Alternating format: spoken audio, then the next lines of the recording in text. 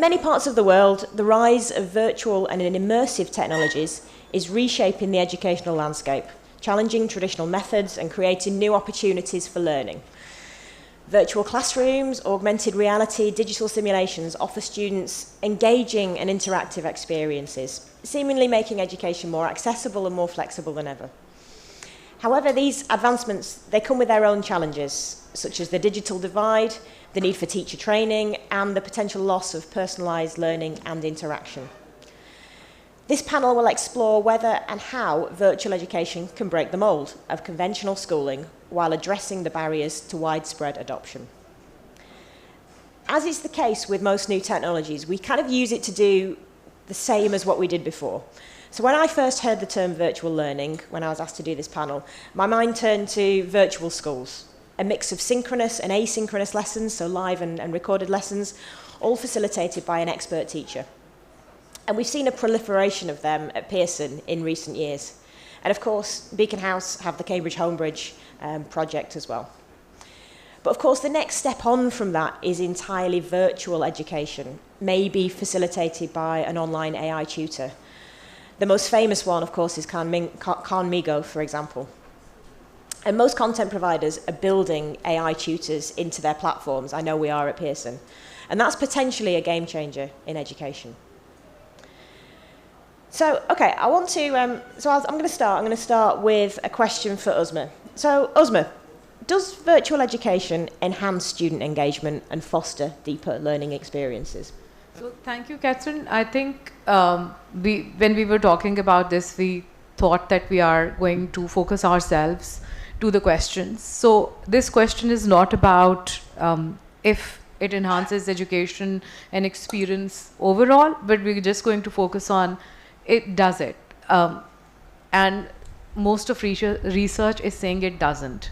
For example, the UNESCO's 2023 study says that learning online, it increased access, but children weren't learning any better. Similarly, using digital technologies in the classrooms, this might sound very controversial, but it is actually not as effective. Children have mathematical skills are going down, numeracy, understanding of language, not just writing skills, but understanding of language comprehension is going down. Finland is one of the first countries to go back to printed book. And there's scientific evidence to prove that if a child is reading from a written text, it works better. Yes, we can't leave technology behind because that's the future, but to think that adding digital content to learning in the classroom is going to enhance learning has not been proved that effective. And a lot of countries and a lot of schools in countries, because not all schools are equal in all jurisdictions, are going back to pen and paper. So I don't think it does. I think we need to do a lot more research. I think we need to understand a lot more before thinking that this is the answer to all of our learning problems. Anyone on the panel see any value in it? So, building on what Uzma said, completely agree that virtual education cannot replace classroom education. But one way of looking at it is a blended approach, where you have virtual complementing the learning outcomes of students. And we were discussing a little while ago that you can have children experience things which they won't necessarily do through a textbook. So through virtual reality and augmented reality, they can go to places, sitting in the classroom, and experience, say, how a volcano erupts. So, those kind of things. So certainly we don't see this replacing the traditional classroom teaching, but it can certainly augment and supplement the teaching and therefore improve learning outcomes. Perhaps I'd like to add something here in line with this augmenting. as was already said, we can use it to provide learning experiences that our learners may not have access to. And that could be because of context, like he said, for example, a virtual field trip. But if we think about other global challenges in terms of education, what if we don't have a teacher? Could virtual reality provide a solution for providing, some type of education to those children who don't have access to a teacher in terms of global shortage? I think it could, in that situation, also serve a purpose. Mm-hmm. I think it was said yesterday, wasn't it, that it's not as good as an actual teacher, but it's better than no teacher at all. Yeah. I mean, I think there's a bit of a mix on the panel there. I think I take the more kind of sanguine view about virtual education, and the possibilities around, even within assessments and having students, instead of writing about their fieldwork, then they're virtually immersed in that environment, and they're actively doing experiments in the field within an assessment. There's some really cool stuff that we can potentially look to in the future. So I feel quite sanguine about it. Okay, but let's sort of think about, right, so what are the challenges to using virtual environments? So Nele, I'm going to come to you for your thoughts on that. So I'm going to talk in general about challenges, and then I think we all also need to reflect about the context we're in. So that could be Pakistan, it could be the type of school we teach in, because I think that context is a very important aspect. But I'm just going to talk about some general challenges, and I think number one, infrastructure. Electricity, and I know that might sound like a strange one, but in many contexts globally, that's still a problem.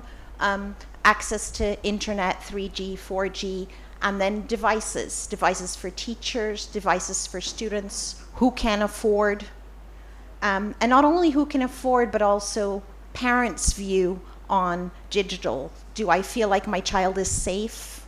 Am I going to allow the child to use the device? And then things such as digital literacy of teachers, digital literacy of students. All that training that needs to take place. Who's going to train? Who's going to support?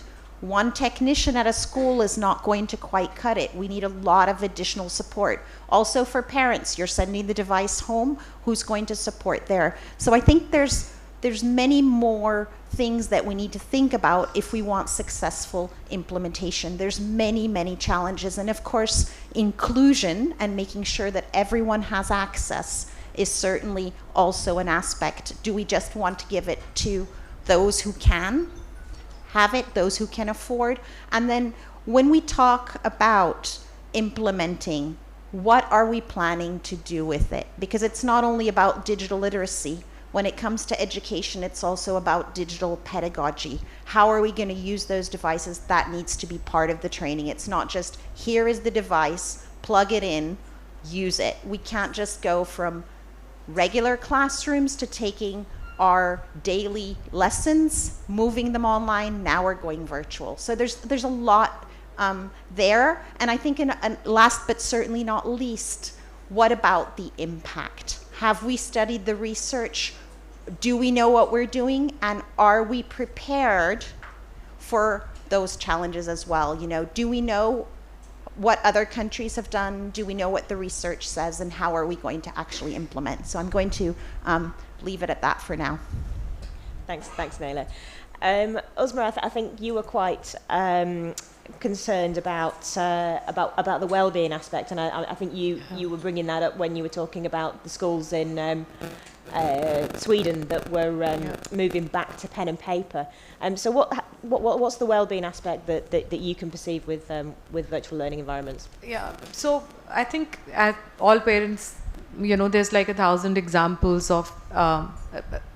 I'll take it back to well-being in the sense that, do adults know? Because there's a lot of research and a lot of work has been done, which explains to us how we have overprotected our children in the physical world and underprotected on the online and in the digital world. So I'll just give you one example from Jonathan Haidt's book, which talks about rewiring of the childhood. And there's a girl that wrote about how as parents we are so worried that children don't come to any harm in the real world but don't know what's happening online, that she said she was 10, and while her mother was cooking and making sure that her daughter gets all different 9 colors of vegetables and fruits in a plate, she was on Pornhub as a 10-year-old. And the amount of damage that can do. If you go to the internet, if you search, you can access anything, anytime. So similarly, in the US, there's a huge, they're calling it the mental health crisis. And that's because of the amount, one, the access, and second, when children are online a lot, what they're missing out on. So this has an opportunity cost. So if this comes at the cost of playing in the playground, if this comes at the cost of not making friends, all of that is also just as big as the damage it does in the virtual world. For example, we were talking about this one court case in Scotland very recently, which was big news on BBC, where there was this scam or something they call catfishing or something, where this one young man caused the suicides of 2 young girls, one 10, one 12, one in New Zealand, one in the US. He was pretending to be a girl on internet, and then he kept on grooming them, and eventually the children got so scared of being found out that one girl killed herself. 3 months later, her father killed himself, not knowing why the child had died. And after the 2 deaths, later on they found out that she was being blackmailed online. So I think, and I'll give you my own example as a parent. I try to be very conscious. I've not given my children any devices, but I realized that my son was acting weirdly. So I've got 2 7-year-old twins, and I was like, why is he trying to be so funny, and what's happening with him? Rather obnoxious behavior, trying to play pranks, this, that. It turned out that I did not know how to put a parental lock on YouTube. So while he was watching children's content, which I thought he was watching on a digital smart TV, he started watching a show in which, the low quality production kind of shows where a person goes, plays pranks on people. So he was imitating that guy online. So despite all my best efforts, I kind of failed in that moment as a mother.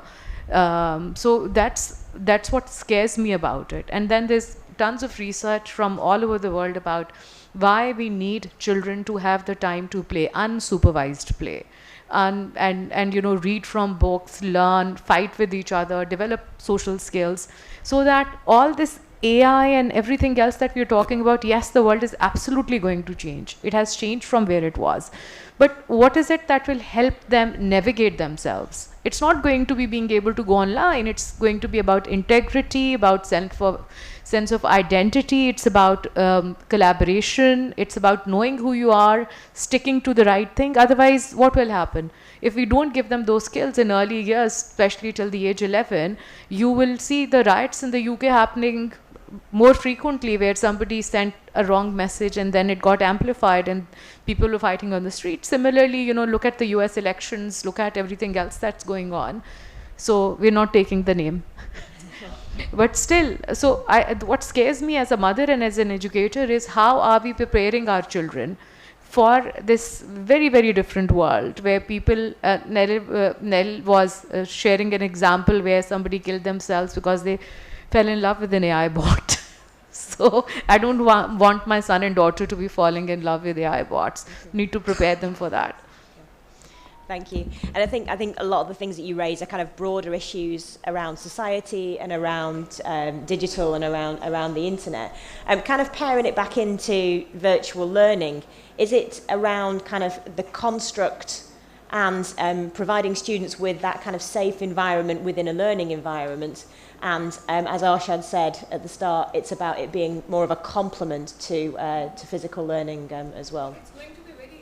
It's going to be unpopular. I don't think people like to hear this, but even within that, so we started with an example of Finland, which for a lot of people rightly or wrongly, they're not like on top as they used to be before. But there's a lot of research in homogeneous societies in Europe where they have better access, where income inequality is not the way it is in our countries. Even there, they've realized that you need to go, so they're going back to pen and paper. They're going back to an unsupervised childhood where children can play, when they can develop their sense of identity, and they can develop their sense of self and confidence and all of those attributes of resilience and empathy in the real world before they venture on. So I feel even there, I'm not an expert. It's UNESCO and it's UNICEF and it's the rest of the world organizations who've done the research, and they're warning us against being crazily optimistic about enhancement of teaching and learning in the best provided environments, also with the use of digital technology. It's a dream. I wish it was true, but it's not, unfortunately. Reality is always something you don't really want to hear about. Okay. Right, okay, I'm going to move us on and talk a little bit about sort of the last few years. We don't want to talk too much about COVID, but post-COVID, we actually, we went through the digital transformation. We moved to virtual learning environments. Why didn't that idea take hold, Arshad? So I think during COVID, we were forced to go completely digital. And, building on what Uzma had said, teachers were not equipped, prepared for digital. But more importantly, going digital made us realize some of the things that Uzma mentioned. There was online fatigue. How many hours a child spends online. There was this issue with children not being able to concentrate or retain material that they'd learned. For teachers, it meant they couldn't supervise, and there is research that shows that actually learning outcomes suffered during COVID.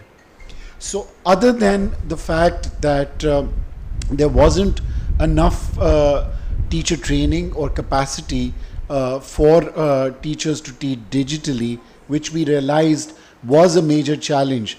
But then there was also the realization that going completely digital is not the solution.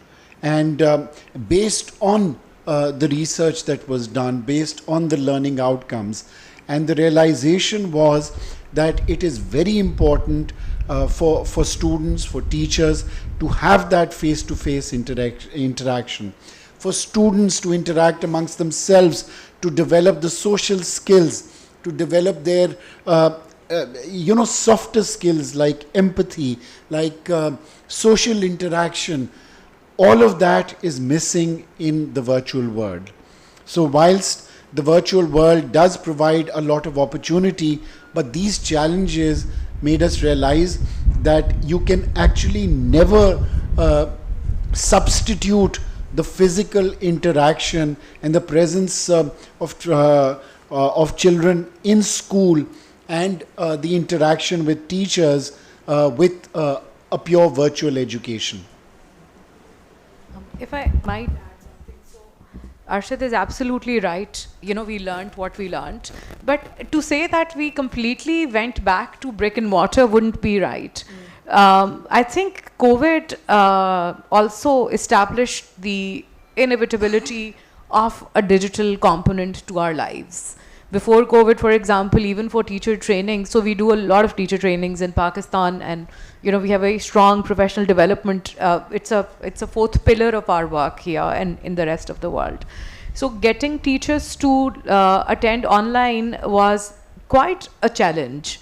But after COVID, it turns out that they've accepted that also as as a mode of delivery, and they understand that. So I feel that while COVID taught us that we can't completely go online, we're very excited about it. After COVID, we're never going to go back to a class.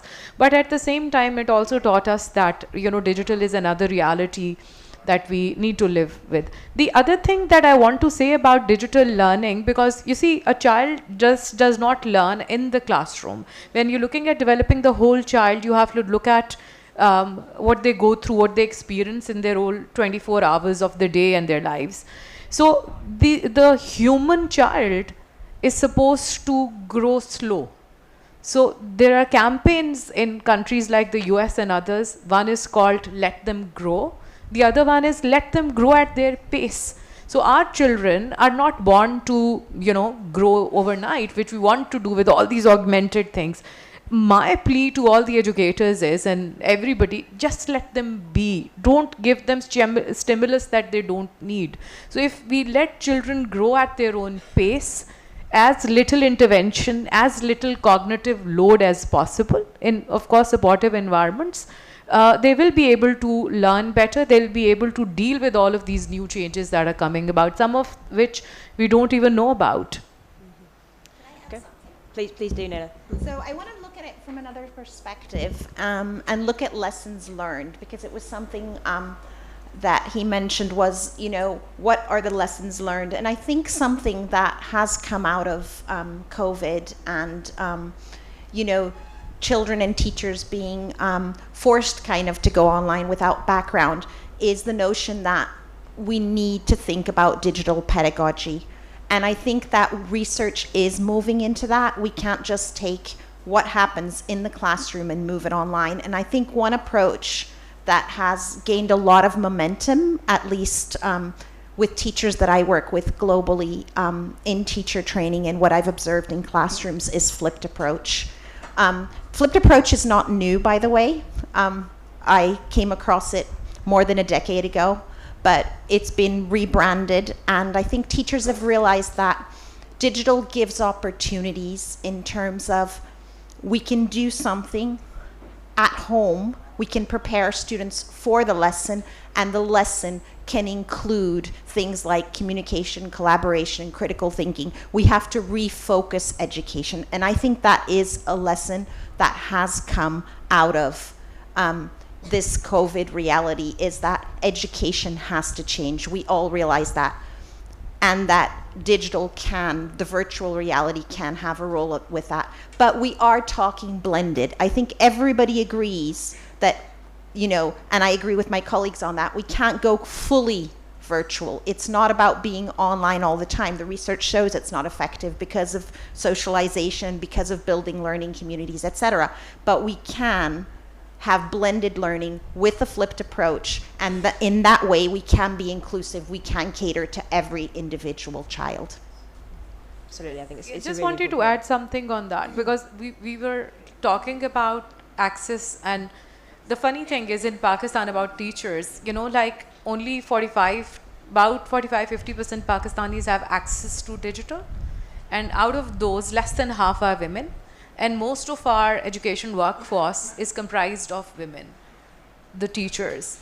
So in our context, there's more challenges than one can even imagine. Like I told you myself, I didn't know how to turn on parental controls, and then despite my best efforts, I'm like, what happened? So I'm sure a lot of people, I don't know if they admit it or not, we've all had those moments. It's a nice segue into, I want to kind of move on to more kind of societal point. So we all, as educators, we strive for equitable and inclusive access to quality education. But does virtual education have the potential to reduce or increase the divide? Nele, I'm going to go to you. Okay, it has the potential to both increase and decrease. I would say I sit kind of in the middle. And the reason that I say that is everything that we talk about in education is driven by context. What school do you work in? What country? What city? What are your specific parameters? All of us in this room, be it educators, parents, students, we all have a different reality, even within the same country. I've worked in more than 25, maybe 30 countries, I'm not exactly sure, but we've all got different realities. So in some ways, it creates more of a digital divide between those who have and those who do not have, in terms of infrastructure, devices, digital literacy training, men versus women, the gender divide, etc. On the other hand, you could say, but those who have no access to education at all, and I saw that in India myself on the ground, where one person had a smartphone and was receiving digital cards to share with the community. No teachers in their informal education, and we're managing to provide education where there was nothing before. This is small NGO on the ground. So it does have opportunities. Maybe just at the grassroots level, it's going to lead to more, inclusivity. We have servers where we download content. We don't need internet anymore. Now it can be shared across. So there are opportunities, but it's a very challenging one. And I think whatever work we do in education, we need to first do a very good analysis of our context. When we decide to go digital, we need to think about all of that. As a school, as a Ministry of Education, as a local education authority, we need to think and analyze context before we make decisions. Because once you implement, if you did not do a good analysis, you're going to face even more challenges. So I won't say I'm either one. I think that's the most important thing for me. Arshad? Yeah. Yeah, I would just like to present another view, and this is around the 26 million out of school children in Pakistan. So Pakistan has been struggling with providing access to education to the entire children population. 1/3 of our children are currently out of school, and it's not just because they don't have access to a school. There are other challenges.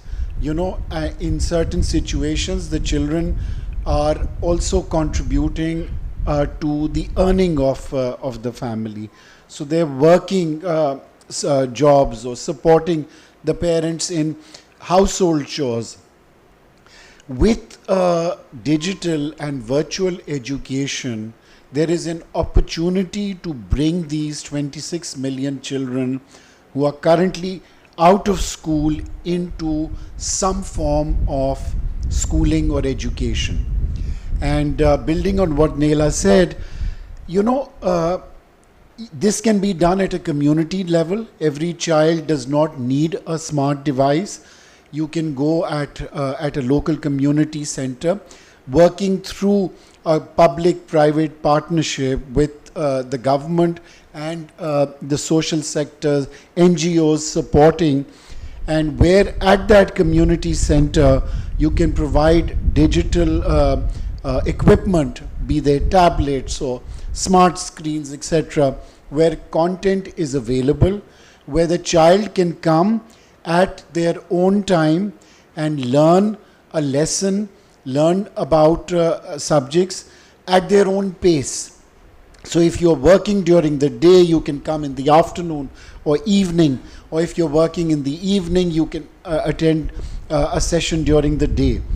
This does need to be supervised at a community level, and there are a number of NGOs who have piloted such initiatives, and I think our government and the social sector and even us educators need to explore this and provide those opportunities to that underserved population. But I'd just like to add something that I completely agree with Arshad, but that's something we would like to see happening. But what is happening in reality is very, very different. We have a very ineffective framework of public policy. Right now, what you're looking at is less than half of Pakistan's population having access to internet, and women even less. On the other hand, we are talking in an environment which is hugely privileged, one of the best education systems in the world, which our children have access to. But our children, with all this access and technology and everything, have to live in this country, in this world. So I always give the example that with Cambridge, we have around 800 schools. Put all of our international schools together, IB, PSN, everybody else. So it's about, 1,000 schools? Just look at the numbers. So when I was working with Punjab Education Foundation, only that one foundation was looking at 7,500 schools. So the divide that we are living in, so digital technologies can be extremely divisive also. On the one hand, you have children who have access, who have opportunity. On the other, the population that Arshad is talking about don't have enough to eat even. They have slipped below the poverty line after the climate crisis of 2 years ago when we had floods. So I think it's a huge responsibility. This, nothing in Pakistan can be fixed only by hoping and wishing that the government will make better policies, because they will never get implemented. And the crisis is so big that government does not have capacity. But if we care for our own children, if we care for every child, because the divide, look at the world where we are at. Look at what is happening around. Is that the world you want your children to live in? Be it digitally or be it physically? No, I can't switch on the TV because I don't want my children to look at children being bombed in Gaza. I can't explain it to them.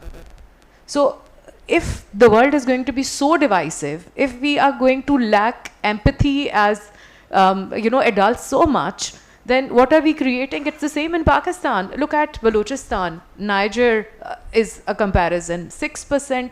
The total productivity a child in Balochistan can have is 6% according to the World Bank reports. My child and Arshad's children and yours and people sitting in this audience, our children are just as good as children sitting in the first world. When these two come together, what happens? Just that sense of injustice is enough for them to destroy anything that they see. So we don't realize, in Japan they realized it much earlier, that if you want to prosper, even if you are the upper classes or you are affluent, you need to have a populace which has something at least. So my fear with this all going digital, exclusive education and all that is fine, but where will these very exclusively groomed people go? And digital has its downside. We all know there's research even in developed countries, the learning is not as brilliant. And I kind of think then when we rely too much on digital, both for quality and for access, we are kind of giving away responsibility. It's easier to put it all on the computer than to take responsibility. So I think we need to raise those red flags, if nothing else. And within our circles of influence, because you talked about well-being, I also volunteer with a child help NGO that works with children. It's called Rosin. You'd be surprised when you hear what is happening with the children, even in Pakistan. So I think digital is important, but it, like all the others said, it needs to be looked at very carefully, and there needs to be better public-private partnership, better policy frameworks to make sure that it helps rather than hinders.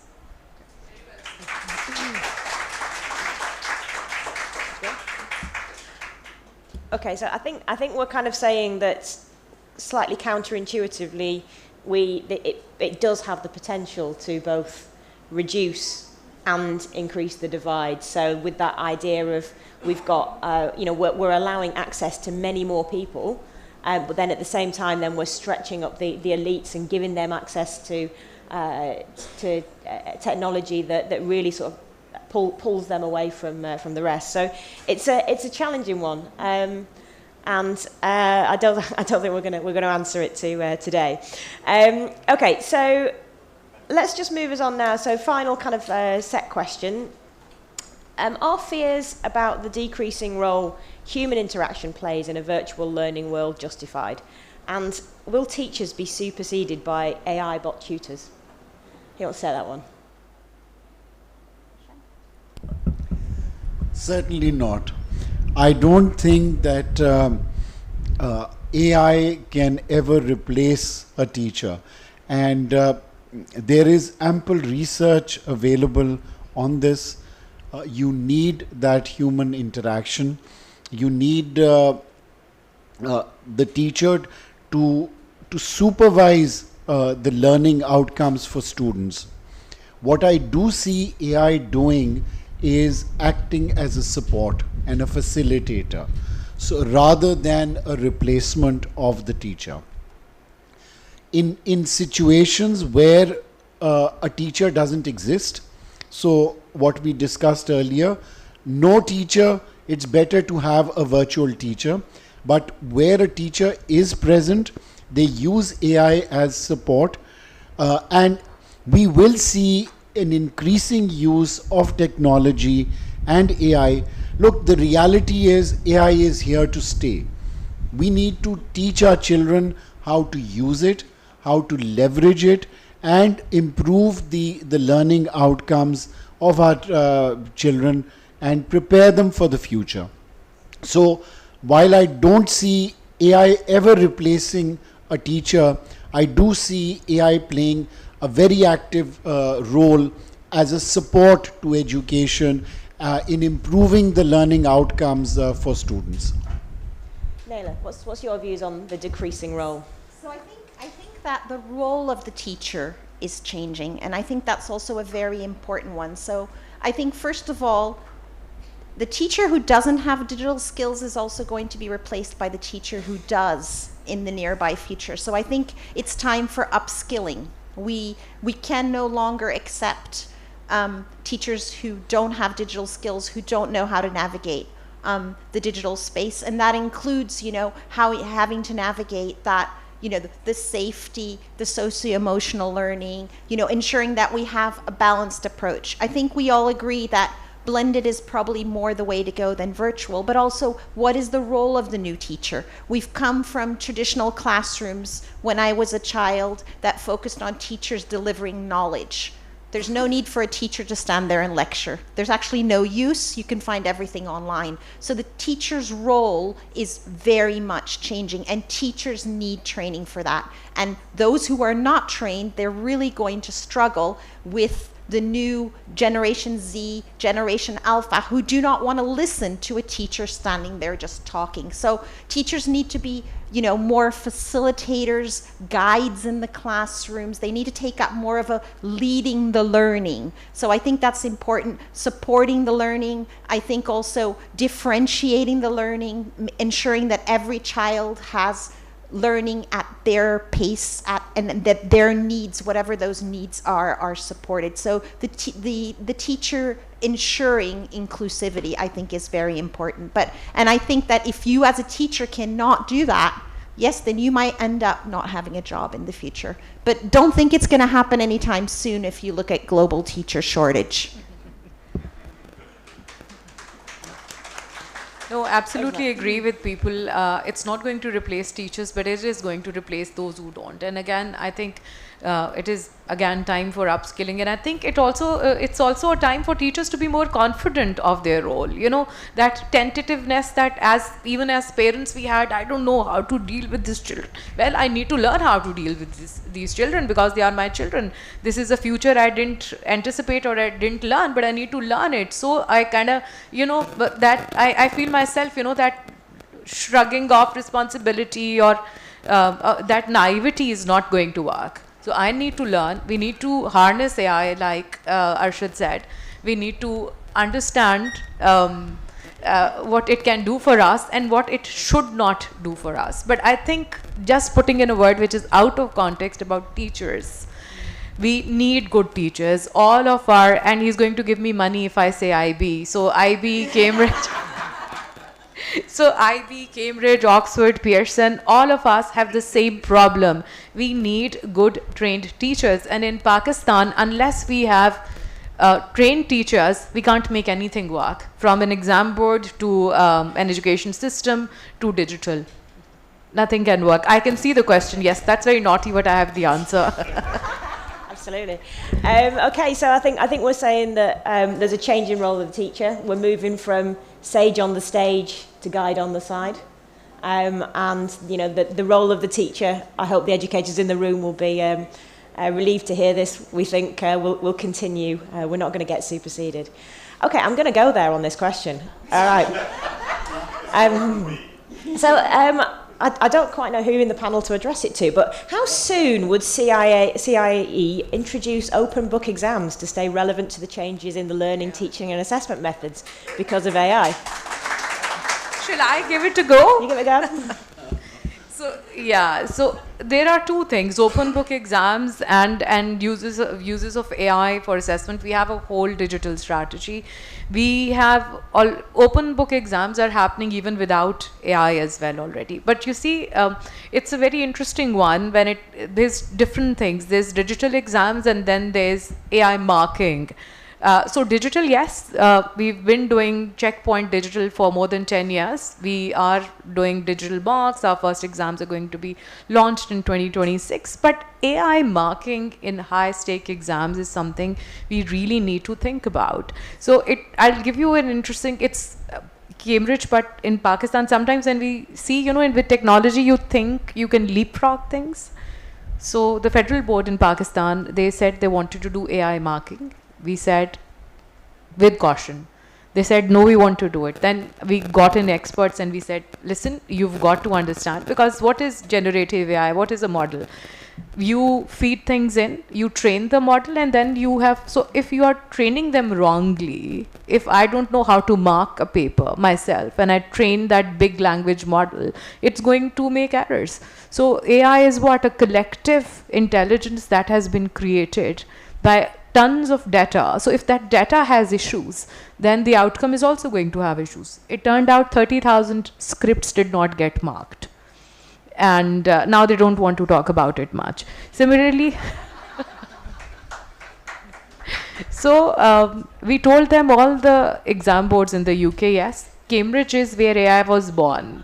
Alan Turing and so on, and Cambridge itself is the most AI-ready city in the world. And we've produced brilliant people like one sitting on the panel and so many others.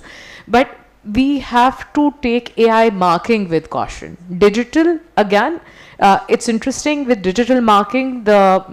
Even when you're doing bubble marking, the students do 30 times better if they do it online. But with AI marking, where you're asking them to mark subjective questions and all, it's a little bit away. Okay, thanks Uzma. I've got the mic, and so I'm from Pearson, so here we go. All right, so we can accurately mark with AI 12-mark essay questions, and the research says that we can do it. I think there is a point around bias. There's bias in AI systems. There's bias in humans as well. And so actually, when you do all of your back reading, when you have your examiners, your real life examiners marking, then you find those errors in there as well. So I think it's all about training of the model. But that kind of really opens us up to the future, really, kind of with AI marking. It is in the works. But like you said, we're doing it with caution. You're doing 12-mark questions. You're not saying from tomorrow the whole of English literature is going to be marked by AI. No. But I think it's a really interesting point around about open book examinations, and I feel like actually AI, the role of the high stakes assessment becomes more important in a world of AI, because you have to test that the students have got that base knowledge that they absolutely need. Now, I also think that there is a role for open book examinations, and that's where you can actually test students' usage and understanding of how to use AI and how to prompt engineer. So I think those two things don't sit in isolation of each other. And I think the final thing that I'd want to say is that we're already doing it. So I know the IB, you mentioned the IB, is taking steps around kind of students using AI within their projects. But for Pearson as well, then we've got a project qualification that we offer, which is half an A-level, and it's an EPQ with AI. And what we ask the students to do is actually to create a piece of content using AI and then critically analyse it. So I think that sort of thing is going to start to become more and more ubiquitous in teaching and learning, and indeed in assessment. So we're straying a little bit into AI. But I'll move us on. But I wasn't going to let up the opportunity, miss the opportunity to give my view on this. I apologise. Right, okay. So other questions. COVID also saw the rise of the students excelling, who typically fell between the cracks. Why has this phenomenon not been more explored with institutions? Okay, so maybe there's an inclusive point there. Yeah. Anyone want to take that up? I can say a little bit about that, I think. The thing is that so we have different types of learners in our classrooms. And I think the advantage of this online learning, for example, when you're doing a flipped classroom even now, but also in the past, is that everyone can learn at their own pace. We don't all in the classroom have to work at the same pace. Those who need more time can have more time. We can offer different options. You can read the text, you can watch the video, you can listen to the podcast. There's so many different options for learning, and so we cater to students working at their own pace, working through different media.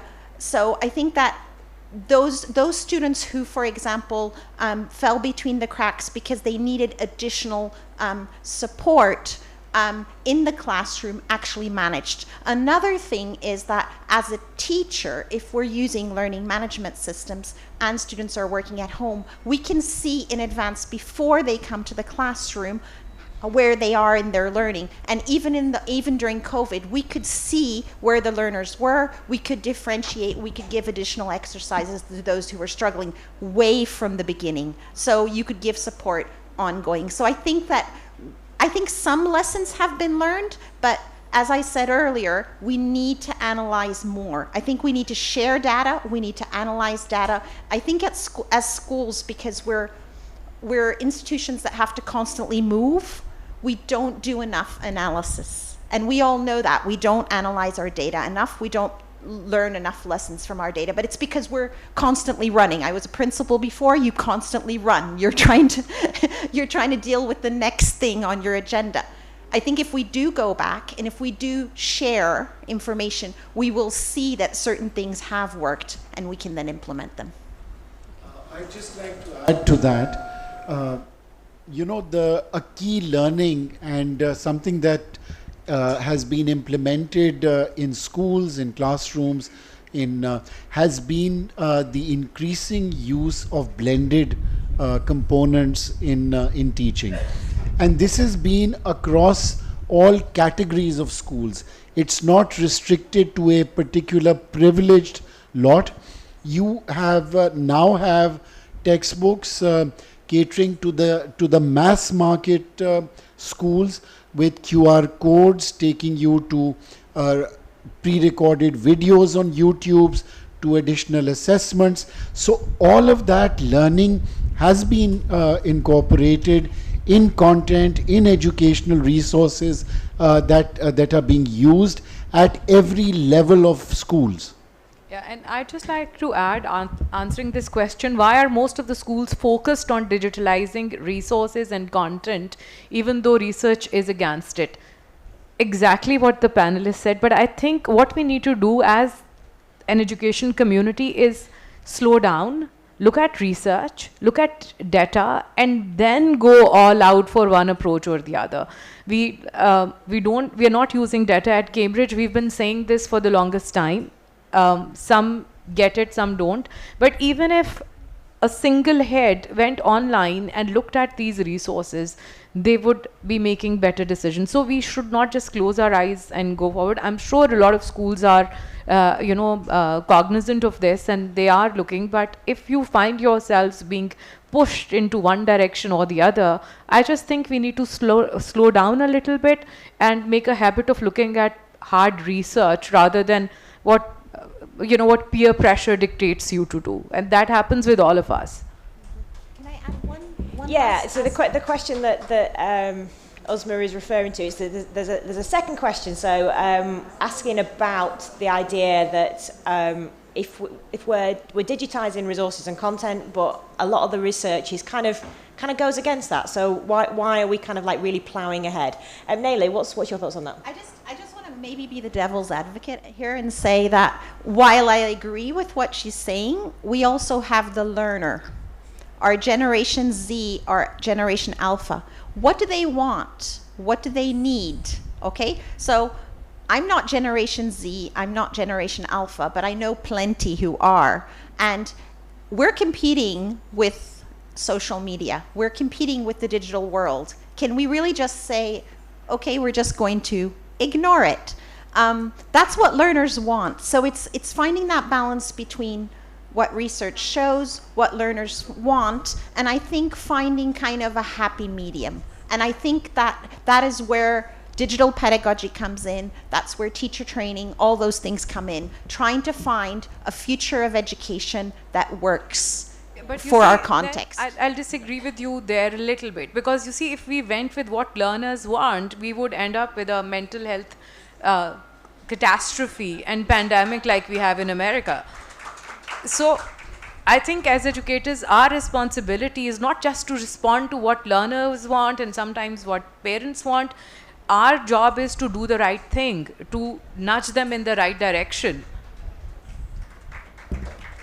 Arshad? So I would suggest that we do use blended, and and the reason is that your children do use social media. Their attention spans have changed. They want content in smaller pieces and which they can better absorb. That's and the whole look, problem. No, the world, the future is AI. The jobs of tomorrow require a different skill set. We need to prepare our future generation for the jobs that are going to come in the future, not what we as adults or educators, as content developers know and have learned. So we need to look forward. Yes, there are merits to providing the education the way we've learnt it, but there is a way forward. No, that's Thank not you. what I Okay, said. I'm gonna call We it have to to an move end. with caution. That's all. Thanks, Uzma. Yeah. Okay, I'm gonna call it to an end. We've got 0 minutes there. I want to say a thank you to all of my panellists. I think it was a good discussion. I think we've talked about the role of complementary virtual education, which I think is a really important point. Thank you to the audience for your patience and for listening, and a final thank you to our sponsors, including UBL and all of the other sponsors that are sponsoring this event. Thank you very much.